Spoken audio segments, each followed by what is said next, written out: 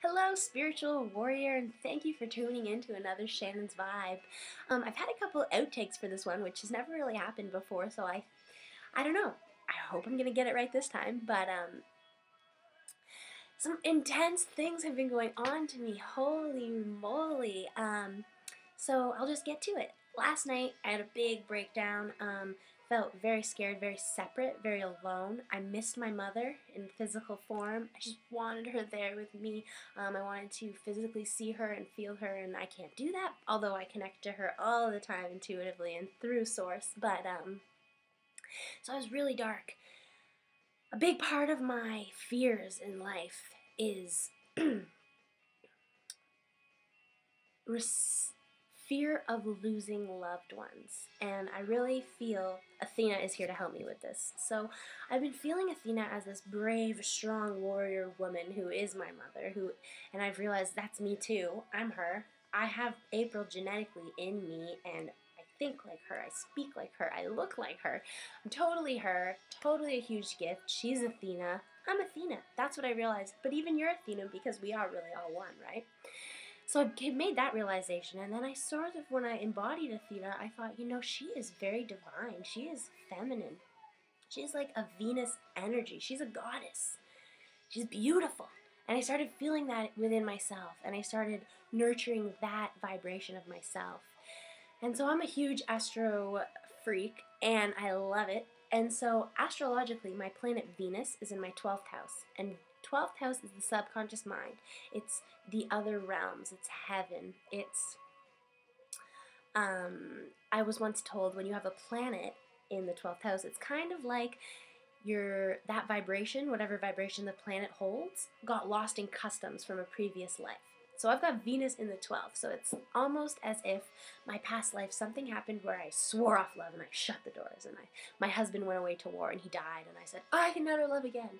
Or I tried to go into a house and give too much, a burning house, and save everybody and run out with everybody, and we ended up all dying because I took too many people, or something intense like that I can feel. It's probably happened multiple lifetimes, so I know I'm here right now to harness this Venus energy, unlock that 12th house customs planet, get that planet through customs, and feel divine. And so, divine feminine that I am. So thank you, Athena, for helping me come to that realization. And a big fear my whole life has always been losing loved ones, as I said. So when I'm in a relationship and I'm happy, the ego creeps up and it's like, oh, how are you going to control this? How are you going to lose this? You're going to lose it. You're going to lose it. And then I'll be like, oh, that was such a great date. And then, oh, I'm gonna lose him somehow. Oh, or when I was a child, oh, I'm going to lose my mom. Oh, I'm so scared for when I lose my mom. Like, oh, I'm so scared. And so those are just beliefs that that patterns in my consciousness that I've come to clear this lifetime. And I'm doing a detox. So when you detox, it all comes out. Not only are you detoxing the food you've eaten, but you're detoxing the emotions you feel and the limiting beliefs, and all that gunk is coming out, and it came out last night. But the thing is, don't run from it. So if you're doing detox programs like I know a lot of you are, or even just changing your diet, it doesn't have to be an intense detox or anything like that. Even if by eating more fruits and veggies you're detoxing. So if you feel it too, don't run. Just know all is well. Know you have a beautiful community holding space for your growth. Last night when the storms came and the emotional storms came, I really had that rock of community. And I stayed grounded in that rock, and the winds came, and the mind games came, and the rain came, and the tears came, and it was intense. But I stayed grounded. I stayed grounded. I stayed grounded. I surrendered to it. I said, take me where you gotta take me, because I know this breakdown is gonna lead to a breakthrough.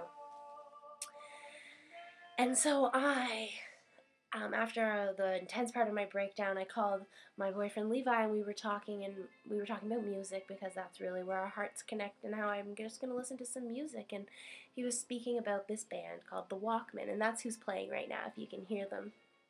And The Walkmen their latest album is called Heaven. And the whole reason we discovered them is because they're playing with a band who we love, Father John Misty. Josh Tillman is the lead singer slash writer for that band. He is awesome. He's based in LA, so if you ever have the opportunity to go to one of his shows, you'll have so much fun. He's such good vibes.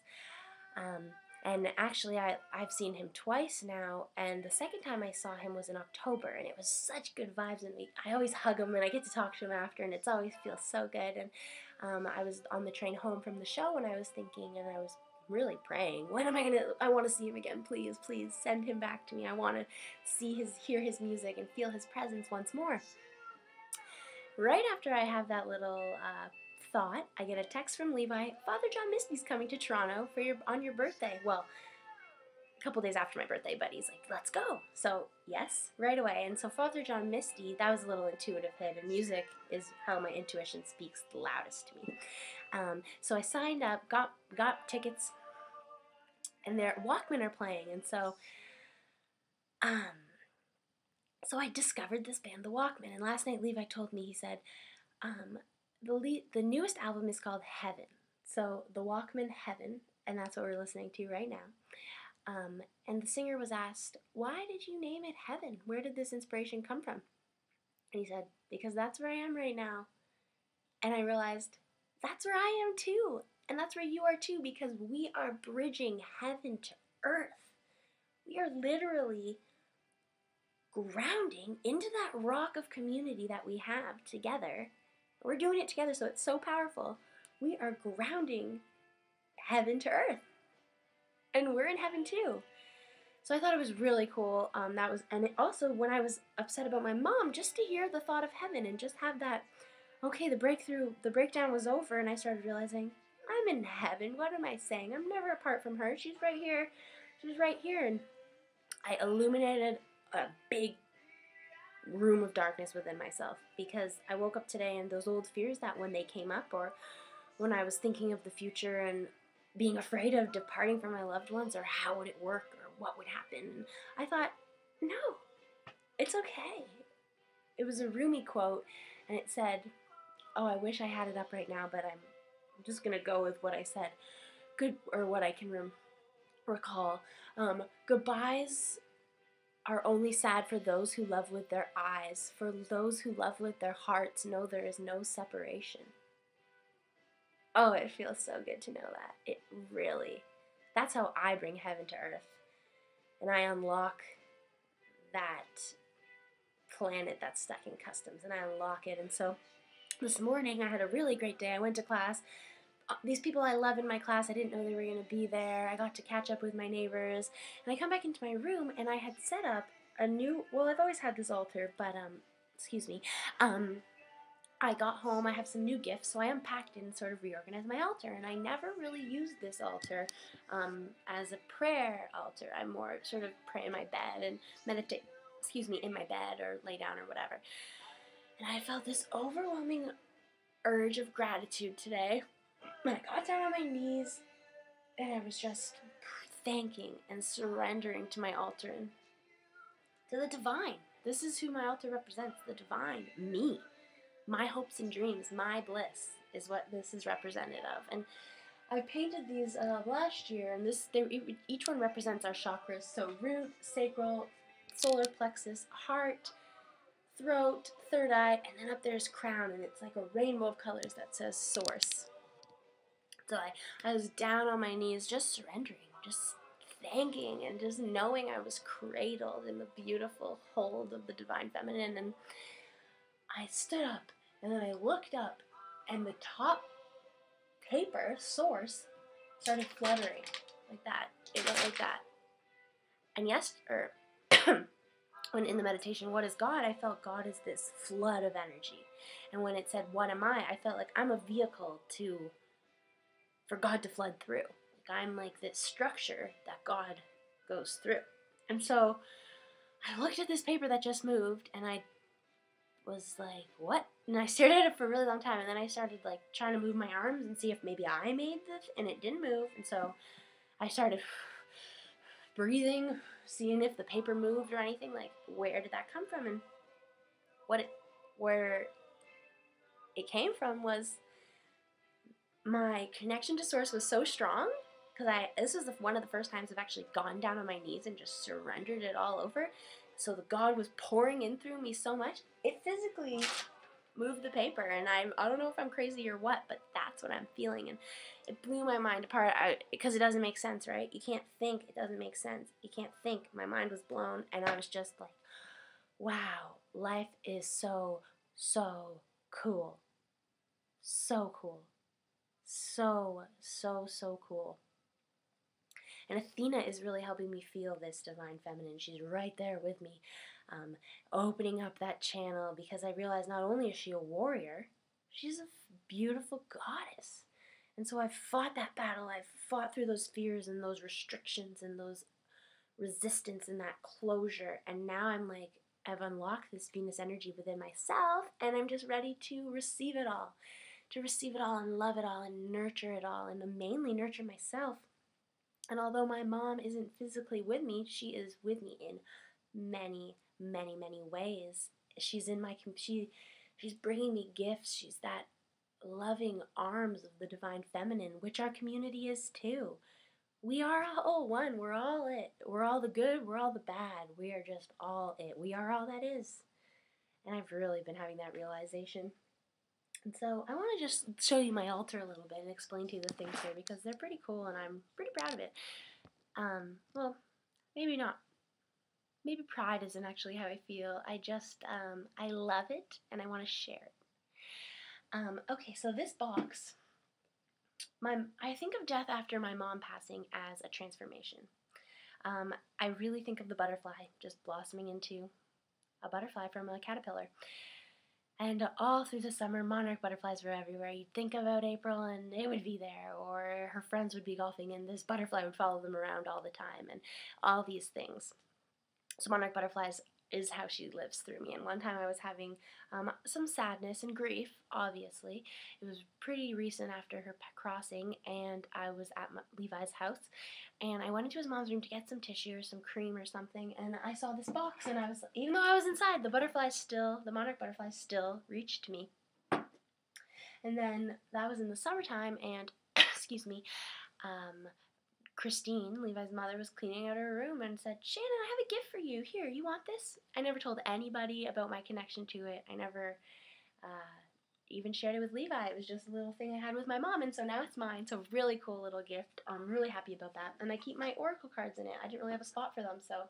And I also have my mom's wedding rings. A friend of mine told me that when a human being holds onto metal, such as gold or silver or whatever kind of metal, the metal takes on their vibration. So my mom wore those 2 gold rings pretty much my whole existence before me, and one she'd worn since she was a teenager. So her vibration is there. So I put it in the box with the oracle cards to have the oracle cards absorb her vibration, and so I can really just even be in touch with her even more. Over here, I have Jesus, my man Jesus, but I also have this mug that says "Live Your Bliss." I haven't actually used it yet, but I'm gonna use it right after this video. But I put it here because it was a gift from my aunt, and that's my intentions, is to live my bliss. And this is my little, I showed you guys this tin. That's where I put all my New Year's intentions and all my dreams and goals and aspirations. So I put them beside each other. And then this is my zodiac wheel. My sister bought me this, and she bought me this, and I love astrology. I'm all about it. It really helps my growth. So I put that there, obviously. And so when I was surrendering and feeling so in touch with the universe, I thought, oh, I'm gonna pull some oracle cards. So I'm looking at my 3 decks of oracle cards, thinking, how am I ever gonna pick which one I want to use? And I said, oh, I'll do a 3-card spread, one from each of them. So it was just right there. I was so tapped in today. The first card I pulled was from the fairies. Goodbye to the old, hello to the new. You've finished one part of your life, and now a new and even better part is beginning. And I didn't think about it. Unconsciously just, oh, okay, I want to display these cards. That's what I'm going to start doing. I'm going to pick daily each card and then put them on my altar so that I can look at them all day long and have them out. So I said, okay, that's a good idea. I'll just put that right there on display. Next one was really cool. Embarking on an adventure. I savor the wonders of the world. So that's enough said right there. I love that. And the last one from Mother Mary, Queen of Angels, boundaries. I'm clear and honest with others about my expectations, which is a huge, huge lesson for me. Huge, so huge in my life, almost as huge, well, as huge as the unleashing the Venus energy.